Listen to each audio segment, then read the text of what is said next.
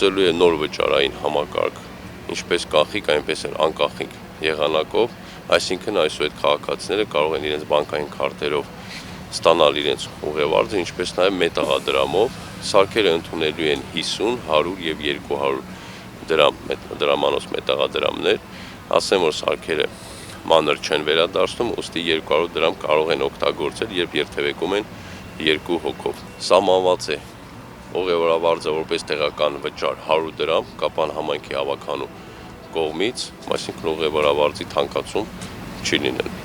Այսպիսով վերջ հնին եւ բարի գալուստ նորին խոստացածի պես հունվարի 1-ից Կապանում քաղաքային տրանսպորտը կգործի բոլորովին այլ մոտեցմամբ 6 ավտոբուս եւ 9 միկրոավտոբուս առաջին անգամ առաջին ձյան հետ դուրս եկան ավտոպարկից եւ հանրությանը ներկայացվեցին Նժդեի անվան հրապարակում։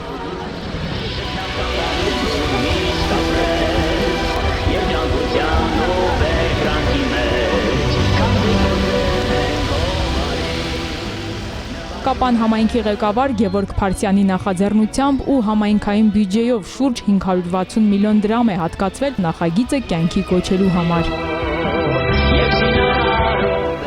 Նորաստեղծ Կապան համայնքի տրանսպորտի ծառայություն ՀՕԱԿ-ը պաշտոնապես գործում է համապատասխան հաստիքներով, նորագույն սարքավորումներով։ Նոր երթուղայինները համապատասխանեցված են հատուկ կարիքավորների համար, բավարար նստատեղերով են, ջեռուցման եւ հովացման համակարգերով։ Համայնքի ձեռք բերած երթուղայինները հեռահար կվերահսկվեն, բացառելով ուշացումներն ու խնդիրները։ Քանի տարի է որ սենց ավտոբուսներ Կապան քաղաքում չի եղել։ Բոլորը պետք է ուրախ լինեն, մենք էլ ենք ուրախ։ 50 նոր աշխատատեղ, որի մեծ մասը փորձառու վարորդներ են, կոկիկ հագնված, բարձր տրամադրությամբ ու պատրաստակամ աշխատելու հանուն Կապանի։ Հանրային տրանսպորտի լավագույն վարորդներից Մերուժանը վստահ է, որ այդյալ սպասարկումը մեծ մասամբ իրենցից է կախված։ Ճիշտ մոտիկանալը վերաբերում մարդկանց հետ, որի խնդիր չկա։ Ուղևորները պետք է վերաբերվեն ոնց իրանց ազնական ավտոբուսներն են։ Տեղեկացնեմ նաև, որ այն երթուղիները, այն տրանսպորտային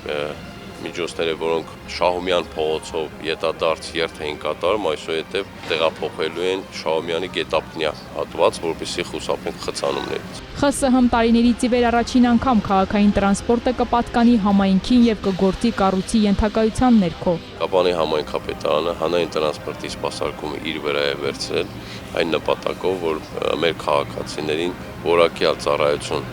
մատուցենք։ Մենք որևէ շահույթ հետապնդելու նպատակ չունենք, այժմ կլինեն նոր ավտոբուսներ, նոր որակի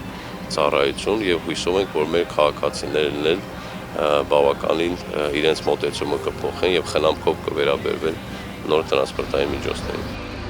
Հերմինե Միքայելյան, Արթուր Հայրապետյան, Սյունիք լուրեր։